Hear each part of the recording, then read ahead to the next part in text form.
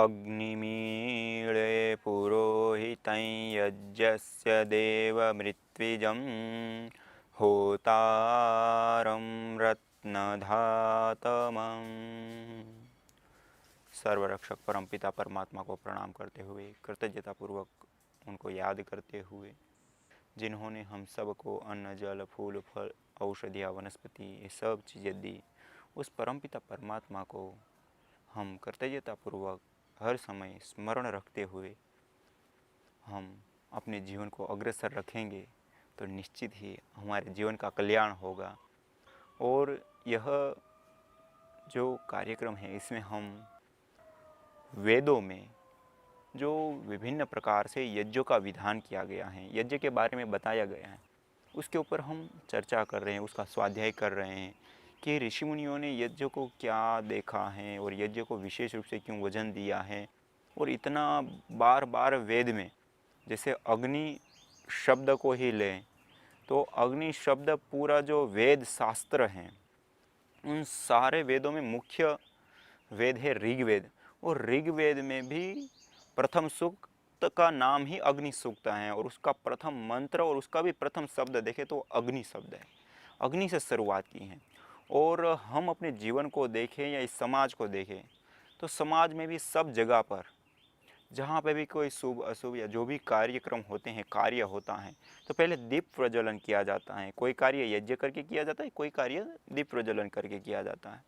तो इन सारी चीज़ों को देखने से हमको मालूम पड़ता है कि इस अग्नि की जो महत्वता है वो महत्वता जो कहीं ना कहीं अति अधिक है, लेकिन हम उसके ऊपर इतना विचार ना कर पाने के कारण हम उस अग्नि का जो महत्व है उसको नहीं समझ पाते हैं या उसके ऊपर हम इतना ध्यान नहीं देते हैं।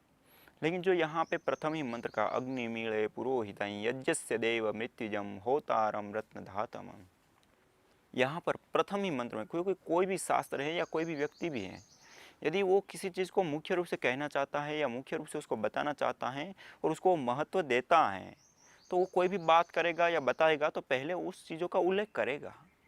और ये जो इतना बड़ा वेद शास्त्र है इसमें सबसे पहले ही उन्होंने जो मंत्र सर्वप्रथम दिया उस मंत्र का देवता भी अग्नि है।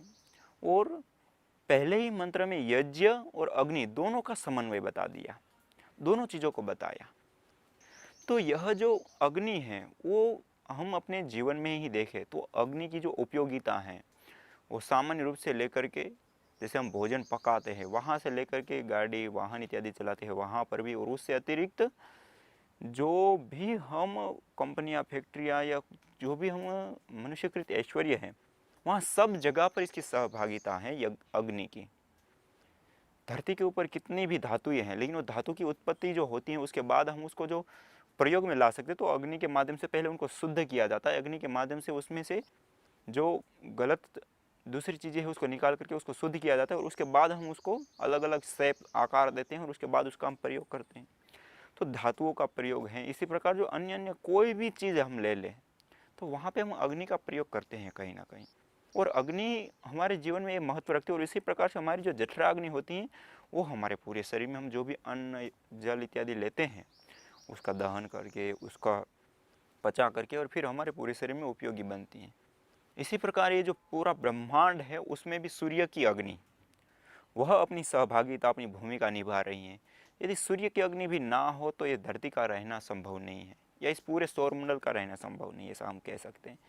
क्योंकि यह अग्नि का अपने आप में एक महत्व है और अग्नि के अपने अपने गुण हैं। और ये ऋग्वेद को ही देखें तो 10,000 के करीब मंत्र हैं और उसमें 1/4 मंत्रों से भी ज़्यादा मंत्र केवल अग्नि की महिमा गाते हैं। अर्थात जो 1/4 से ज़्यादा मंत्र ऐसे हैं जिनका देवता ही अग्नि है। मानी उसका प्रतिपाद्य विषय किस विषय के ऊपर वो चर्चा करे, किस विषय के ऊपर वो अपनी राय दे रहे हैं या उसने विचार बता रहे हैं, वो मंत्र किस विषय के ऊपर है विशेष करके वो उनका प्रतिपाद्य विषय होता है। वो विषय को कहते हैं देवता वेदों में। और वो अग्नि देवता 3-4 हजार मंत्रों से भी ज़्यादा में है। तो हम इससे भी कल्पना कर सकते हैं कि इसकी जो महत्वता है वो कितनी है। और जो यज्ञ के ऊपर हम चर्चा कर रहे हैं, यज्ञ के ऊपर हम जान रहे हैं, तो वेदों में ही 11,184 बार इस शब्द को दोहराया गया है, बार बार। तो इससे भी हम कल्पना कर सकते हैं कि इतनी बड़ी मात्रा में और कोई शब्द नहीं मिल पा रहा है कि जो वेद में प्रयुक्त हुआ हो, लेकिन यज्ञ शब्द 11,184 बार प्रयुक्त हुआ है।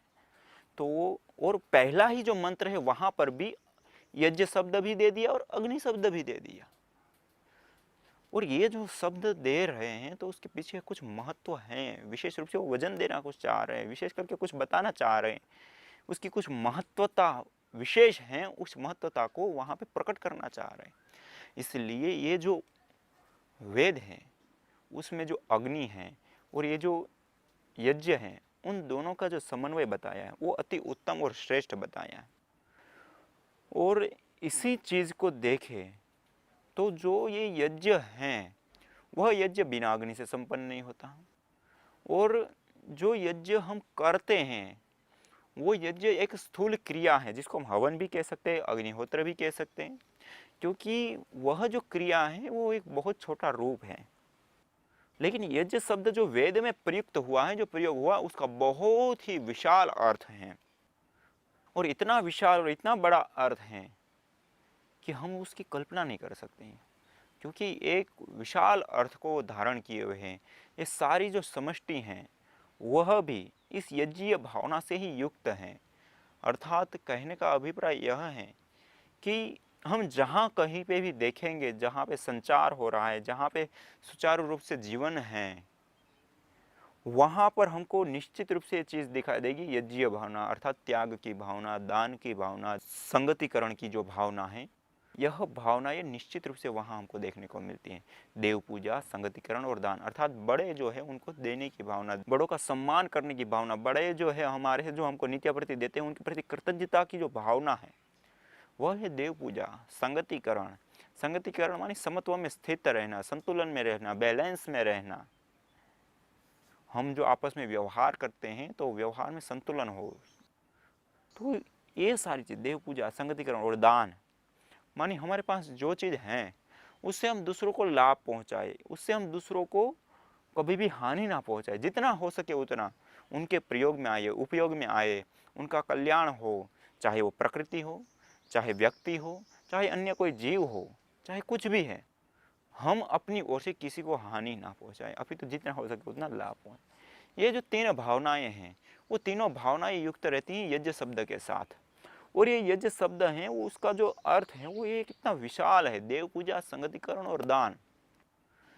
और हम जब यज्ञ करते हैं, हवन करते हैं, अग्निहोत्र करते हैं, तो उस समय क्या होता है कि हम कई सारी चीज़ों के साथ जुड़ते हैं, और उन चीज़ों के साथ जब हम जुड़ते हैं तो निश्चित रूप से उनका विभिन्न लाभ मिलता है और एक साथ कई सारी चीज़ घटित होती हैं।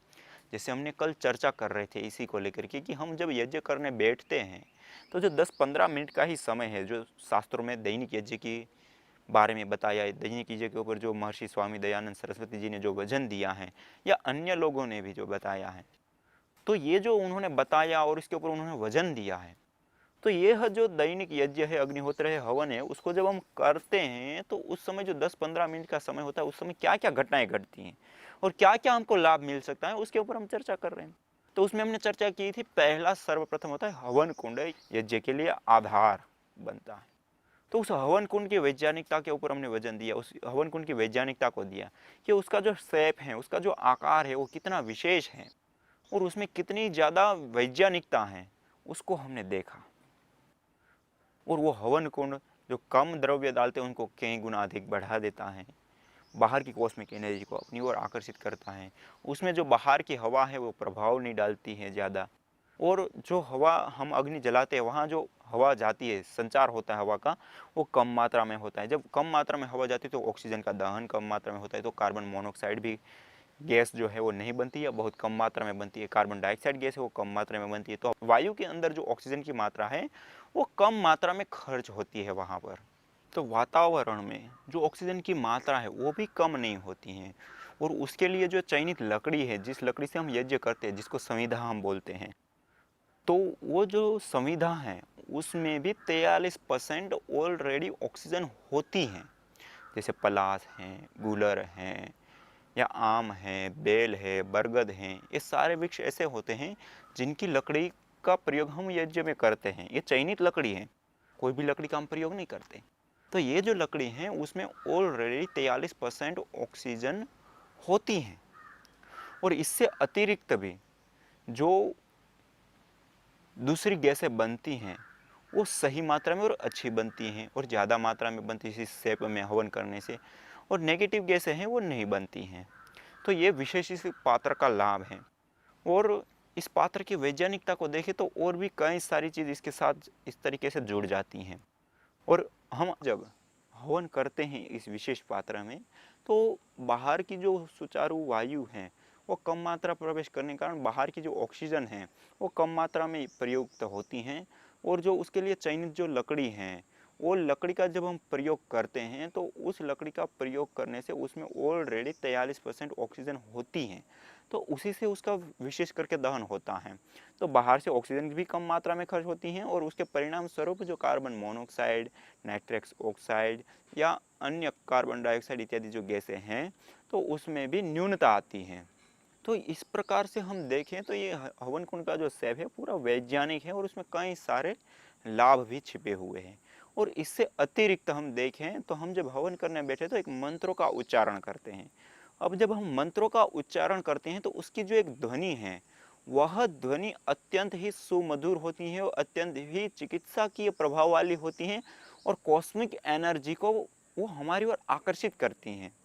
जैसे गायत्री मंत्र को ही ले ले या वेद का कोई भी मंत्र है या ओम की ध्वनि है, यह जो ध्वनियाँ हैं संस्कृत में जो श्लोक की रचना है और उसके बाद उसके छंद में भी रचना है, और उसका जब हम उच्चारण करते हैं तो उसमें जो एक लय है, एक ताल है, एक सुनिश्चितता है, और उसकी जो ध्वनि है वह ध्वनि भी अत्यंत ही वायुमंडल को पवित्र करने वाली और वायुमंडल में फैले हुए प्रदूषण को नष्ट करने वाली। जैसे हम शंख का प्रयोग करते हैं, और गीता में तो कई पौंड्रक शंख इत्यादि कई सारे प्रकारों का शंखों का उदाहरण भी है, और इस प्रकार शंखों की बहुत सारी महिमा रही है। और आज भी वर्तमान में कहीं मंदिरों में इत्यादि जगह पे जब आरती इत्यादि का समय हो तो शंख को बजाया जाता है। तो हम जो शंख बजाते हैं उस समय जो उसकी ध्वनि होती हैं वो हमको वैसे ही मधुर लगती है सुनने में भी, और उसका जब हम श्रवण करते हैं तो इतना हमको मानसिक शांति और एक विशेषता को हम अनुभव करते हैं। लेकिन वह जो ध्वनि होती है वह ध्वनि अत्यंत ही सुमधुर होने के साथ साथ इतनी वातावरण के लिए वो अनुकूल होती हैं कि हम कल्पना नहीं कर सकते हैं। और वातावरण में जो प्रदूषक तत्व होते हैं, जो बैक्टीरिया होते हैं, फंगस होते हैं, पैथोजेम्स होते हैं, उनको तक भी नष्ट करने की सामर्थ्य उसमें होती हैं, उस ध्वनि में जो हम शंख बजाते हैं। जस्ट उसी प्रकार से ही या उससे अधिक भी हम कह सकते हैं जो वेद मंत्रों की ध्वनि में शक्ति है, सामर्थ्य है। क्योंकि वेद मंत्रों का जब हम उच्चारण करते हैं उसके कई सारे उच्चारण के विभिन्न प्रकार के उनके प्रकार होते हैं, लेकिन उसमें सामान्य से सामान्य प्रकार से भी हम यदि उसका उच्चारण करें तो उसकी जो ध्वनि होती है उस ध्वनि का जहाँ तक संचार होता है वो ध्वनि का जो संचार है वो सारे वायुमंडल में फैले हुए बैक्टीरिया, कीटाणु इन सब का नाश करता है। उसके साथ साथ हमारा पूरा जो ये अस्तित्व है उस अस्तित्व के ऊपर भी उसका एक विशेष उस फ्रीक्वेंसी का, उस ध्वनि का एक बहुत ही ज़्यादा सूक्ष्मता तक का एक प्रभाव पड़ता है विशेष। और अभी के जो वैज्ञानिक लोग हैं, साइंटिस्ट लोग हैं, उन्होंने तो इसके ऊपर अनुसंधान किया, रिसर्च किया, तो उन्होंने पाया कि जो गायत्री मंत्र भी हैं तो उसका भी जब हम बार बार उच्चारण करते हैं और हर रोज़ उसका प्रयोग करते हैं, हर रोज़ इस तरीके से 15 दिन, महीने दिन, इस तरीके से अलग अलग लोगों को उन्होंने इस तरीके से करा करके देखा, तो उनके शरीर में उन्होंने पहले सारी चीज़ों को देखा कि जो हमारा पूरा मेडिकल टेस्ट होता है कि उसमें कौन चीज़ की कमी है, कौन चीज़ अधिक है, कौन सी चीज़ जो है वो मीडियम है, उन सब चीज़ों को देखा। उसके बाद उन्होंने रोगियों को भी इस प्रकार से देखा, और उसके बाद उन्होंने इस मंत्रों का उच्चारण करवाया और फिर अनुसंधान किया, फिर से उनके सारे मेडिकल टेस्ट कराए, तो इसमें और उसमें बहुत ज़्यादा अंतर पाया गया। मानी जो बीमार व्यक्ति था उनकी बीमारियां दूर हो रही थी बहुत अधिक मात्रा में। जैसे हम दवाइयों का सेवन करते हैं और जैसे हमारी बीमारियां दूर होती, वैसे केवल मंत्रों का श्रद्धापूर्वक, विश्वासपूर्वक अर्थ की भावना बनाते हुए हम उच्चारण करते हैं तो उससे भी बहुत बड़ा इफेक्ट, बहुत बड़ा प्रभाव हमारे स्वास्थ्य के ऊपर भी पड़ता है। लेकिन जितना प्रभाव स्वास्थ्य के ऊपर पड़ता है उससे भी कई गुना ज़्यादा प्रभाव हमारी मानसिकता के ऊपर पड़ता है, उससे ज़्यादा प्रभाव हमारे मन के ऊपर पड़ता है। क्योंकि यह जो हमारा मन है वो अत्यंत ही चंचल कहा जाता है, जैसे हम मुट्ठी में हम वायु को कैद करना चाहें और जैसे मुट्ठी बंद करते ही वो वायु भाग जाती हैं, दूर हो जाती हैं, जस्ट उसी प्रकार से हमारा मन भी है। जैसे हम इसको पकड़ना चाहे, जैसे हम इसको चंचलता से दूर करना चाहे, जैसे हम इस मन को एकाग्र करना चाहे, वैसे वैसे वो अत्यधिक मात्रा में या ज़्यादा मात्रा में वो इधर उधर भागता है। तो ये मन है, उसको हम कंट्रोल कैसे करें, इस मन को हम एकाग्र कैसे करें, इन मन की चंचलता को हम दूर कैसे करें? तो इसके लिए अलग अलग कई सारी विधाएं हैं। जैसे आपको हवन की ऊर्जा से भी मैंने बताया था कि हवन की ऊर्जा जो होती है उसमें रहने मात्र से, उस फील्ड में, उस वातावरण में रहने मात्र से मन एकाग्र होता है, शांत होता है, सात्विक अवस्था में आता है। लेकिन उसी प्रकार से जब हम मंत्रों का उच्चारण करते हैं, मंत्रों के साथ जुड़ते हैं, तो उसकी जो ध्वनि है वह ध्वनि भी हमारे मन को शांत कर देती है, एकाग्र कर देती है, मन को सात्विक अवस्था में ले आती है। जैसे आप लोगों ने सबने महसूस किया होगा, अनुभव किया होगा कि जो संगीत होता है, उस संगीत को हम सुनते हैं, कहीं भजन को सुनते हैं, कहीं धुन को सुनते हैं, कहीं कीर्तन को सुनते हैं या करते हैं। तो इन सारी चीज़ों को हम क्यों करते हैं और क्यों उनके साथ जुड़ते हैं? क्योंकि वो हमको मनोरम्य लगती है, मानसिक शांति को देने वाली होती हैं। और पूर्व काल में मानसिक चिकित्सा के लिए या विशेष करके हम कहें तो जो अनिद्रा इत्यादि रोग होते हैं उनको दूर करने के लिए हम इन चीज़ों का प्रयोग किया करते हैं। एक हालड़ा कहा जाता है, माता जो होती है वो अपने बच्चों को सुलाते समय जो गाया करती हैं, तो उस समय भी वो बच्चे का जो मन होता है वो बहुत चंचल होता है। बच्चे का मन जो चंचल होता है उसको एकाग्र करने का वो तरीका होता है। जब वो गाती हैं तो वो जो ध्वनि है, वो ध्वनि एक ऐसी हमारे मन में शांति को स्थित कर देती है, हमारे शांति में युक्त कर देती हैं कि स्वाभाविक रूप से ही उस बच्चे का जो मन है वो शांत होने लगता है और सो जाता है तुरंत। और उसी प्रकार से बड़े लोगों का भी होता है। जब हम संगीत सुनते हैं और एक विशेष प्रकार की ध्वनि सुनते हैं तो उससे हमारा मन शांत होता है, सहज होता है, एकाग्र होता है। और वेदों की ध्वनि के ऊपर तो इतने बड़े बड़े उदाहरण भी हमको मिलते हैं कि ये जो ध्वनि है उसका जो राग होता है, उस राग विशेष एक ऐसे राग होते हैं जिस राग में गाने से अग्नि को भी प्रज्वलित कर देते हैं, जिस राग को गाने से लोगों को रुलाया भी जाता है। जैसे वो तो हम वर्तमान में भी देख सकते, कुछ ऐसे संगीत होते हैं, जो संगीत ऐसे होते हैं जो हमारे मन के ऊपर प्रभाव डालते हैं। जैसे कोई पार्टी इत्यादि हैं या कोई शादी इत्यादि है, वहाँ पे जो म्यूजिक को बजाया जाता है, वो एक जो ध्वनि है, वो जो संगीत है, वह ध्वनि हमारे भीतर उत्तेजिकता को उत्पन्न करती है और हमारे भीतर राजसिकता पैदा होने लगती है। और उसी प्रकार से यही ध्वनि जब हम मंदिर में कहीं जाते हैं या कहीं ऐसी जगह पे जाते हैं जहाँ पे भजन हो रहा है, कीर्तन हो रहा है या मंत्रों का उच्चारण हो रहा है, तो वहाँ जाते हैं तो ये मन ध्वनि क्या करती है, हमारे मन को शांत करती है। सब लोगों का अनुभव होता है, जहाँ मंदिर में इत्यादि जाते हैं, भजन करते हैं, सत्संग करते हैं, स्वाध्याय करते हैं, तो उस ध्वनि को जब हम सुनते हैं तो उस समय क्या होता है, हमारा मन शांत होता है, सहज होता है, एकाग्र होता है। इसलिए हम बार बार उसको प्रवृत्त होते हैं और ये हम सबका अनुभव है ये चीज़। तो ये जो ध्वनि है वह भी एक अत्यंत उच्च प्रकार की, एक प्रकार की चिकित्सा है। और ध्वनि से इतने बड़े काम भी सिद्ध होते हैं कि हम कल्पना नहीं कर सकते। जब हमारे पास शक्ति नहीं होती तो शक्ति भी इस ध्वनि के माध्यम से आ सकती है। जैसे हम उदाहरण के लिए देखें तो जो इलेक्ट्रिक के लिए खंभे खड़े करते हैं, वह जो मजदूर लोग होते हैं वो गड्ढा खोदने के बाद जब वो स्तंभ को खड़ा करते हैं तो वो सारे लोग एक साथ एक आवाज़ निकालते हैं और वो जो आवाज़ होती है उसी के साथ वो उसको झटका देते हैं तो उसको वो खड़ा कर दे। और पूर्व काल में जो शिल्प कलाएं हुआ करती थी, जो बड़े बड़े शिखरबंद मंदिर बनाए जाते थे या अन्य कोई ऐसी रचनाएं होती थी जिसमें बहुत बड़े बड़े पत्थरों को लादा जाता था, और आज का विज्ञान भी उसके लिए चौंका हुआ है। जैसे वर्तमान में मिस्र के देशों में जो पिरामिड बनाए गए हैं उसमें जो 5-5 टन से लेकर के 50-50 टन तक के पत्थर जो है वो 300-300 फीट तक ऊपर फिट किए हुए। और अभी के वैज्ञानिक लोग उसको देख करके आश्चर्यचकित थे, उन्होंने कैसे किया होगा। और हम पूर्व काल में देखें तो ऐसी कई सारी घटनाएं हैं, लेकिन एक मंत्र की भी ध्वनि हुआ करती है और वह ध्वनि विशेष का जब हम उच्चारण करते हैं, उस ध्वनि विशेष की जब हम साधना करते हैं और उसके बाद उसका प्रयोग करते हैं तो भारी और वजनदार चीज जो होती हैं वो भी हल्की हो जाती हैं। उसका भी हम सहज रूप से प्रयोग लेते थे पूर्व काल में। तो ये एक विज्ञान है, ये कोई ऐसी नहीं कि भ्रामक चीजें या केवल ऐसे कथन मात्र की। उसमें वो शक्ति है ऑलरेडी। और अभी का विज्ञान भी मानता है कि जहाँ पे बड़ी बड़ी बिल्डिंगें होती हैं वहाँ पर ऐसी मशीनें ना लगाई जाए जिससे ध्वनि अधिक निकल रही हो या कंपन अधिक हो जाए। ध्वनि क्या है? कंपन ही तो है। हम जो बोल रहे हैं वो भी एक कंपन है, और वही कंपन, यहाँ पे कुछ नहीं है वातावरण में, लेकिन वही कंपन इस वायु के माध्यम से हमारे कान का जो पर्दा होता है वहां तक वो टकराती हैं और वो कैच होती हैं, और जहां वो कैच होती है वहां पे वही ध्वनि को पैदा करती है और हम समझ जाते हैं इसने ये बोला, इसने ये बोला। यह जो सुन रहे हैं वो भी एक बहुत बड़ा विज्ञान है। और कोई भी चीज स्थिर है, जैसे हम जब दो पैरों के ऊपर हम खड़े रहते हैं तो हम पैरों के ऊपर नहीं खड़े हैं, अपितु वो जो बैलेंस है, एक जगह पे खड़े रहते हैं, उसका जो बैलेंस है वो बैलेंस बनता है हमारे कानों के माध्यम से। जो एयर है, हवा है, वो हमारे कानों के माध्यम से जुड़ी होती हैं और उसके माध्यम से हमारा बैलेंस बनता है। तो इस प्रकार से हम देखें तो ये मंत्रों की ध्वनि भी अत्यंत अत्यंत उपयोगी सिद्ध होती हैं। इसलिए चाणक्य नीति में भी आचार्य चाणक्य जी ने एक जगह पे कहा है कि जिस घर में वेद की ध्वनि नहीं गूंजती है वो स्मशान के तुल्य है।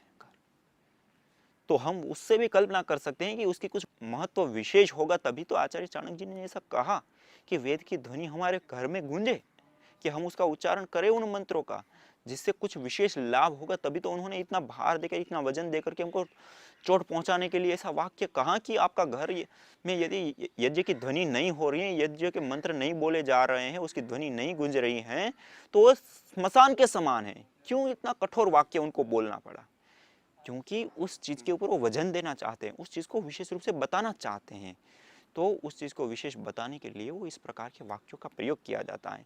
तो हम इन सारी चीजों को देखें कि ये जो ध्वनि है, उस ध्वनि की जो वैज्ञानिकता है वो अत्यधिक वैज्ञानिक। और आज पूरे मॉडल जो विज्ञान है उसमें हम टेलीविजन को देखें तो सारा का सारा जो टेलीविजन है या रेडियो है वो या इंटरनेट है, वो सारे के सारे आविष्कार इसी ध्वनि के आधार पे ही तो हैं। यही ध्वनि को हम एक जगह पे छोड़ते हैं और दूसरी जगह पे उसको कैच करने का साधन हमने बना लिया, और यही ध्वनि है जो हमको चित्र एक जगह से हमने प्रकाशित किया हुआ चित्र हर घर घर की टीवी के ऊपर एक साथ पकड़ में आते हैं। तो इस प्रकार से जो ये चित्र पकड़ में आ रहे हैं उसके पीछे ध्वनि ही कारण है। ध्वनि ही वो चीज है। हम फोन करते हैं, फोन के माध्यम से बात करते हैं, हम विचार नहीं पाते हैं कि कैसे आवाज जाती है, कैसे वो होता है, लेकिन वह जो ध्वनि है हम जो बोल रहे हैं वो उस ध्वनि को उस यंत्र के माध्यम से पूरे दूर दूर तक फैलाया जाता है, और वो जो जहाँ पे दूसरे व्यक्ति को हमने कॉल लगा वहां पे ऐसा यंत्र लगे जाते हैं कि उस ध्वनि को वहां पे कैच किया जाता है। और ऐसा नहीं होता कि वो ध्वनि वहां से वहां तक ही ऐसे किरण के रूप में जाती है, ऐसा नहीं होता। वो चारों ओर सब जगह पूरे ब्रह्मांड में फैल जाती है। जैसे एक जगह पे टेलीविजन का प्रसारण करने से पूरे भारत में या पूरे विश्व में जहां तक उसका टेलीविजन का एक केंद्र स्थापित किया होता है वहां सब जगह पे एक साथ हर घर घर में पकड़ लेता है। तो इसकी बहुत सारी वैज्ञानिकता है।